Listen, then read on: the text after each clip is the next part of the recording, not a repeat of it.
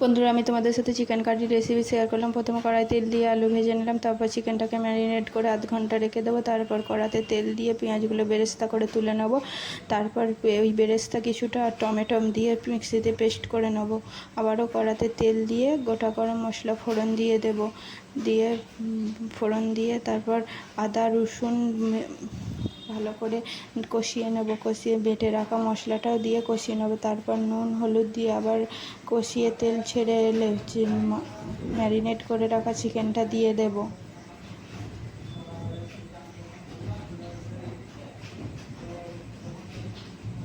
Marinate করে রাখা চিকেনটা দিয়ে ভালো করে কষিয়ে কিছুক্ষণ পর কাঁচা লঙ্কা নুন দিয়ে লঙ্কা গুঁড়ো দিয়ে আবারও কষিয়ে নিয়ে ঢাকা দিয়ে জল ছেড়ে আসা অবধি কষাবো। জল ছেড়ে কষাতে জল শুকনো হয়ে গেলে আলু দিয়ে ভালো করে একটু কষিয়ে গরম জল দিয়ে ঢাকা দিয়ে সেদ্ধ হতে দেবো।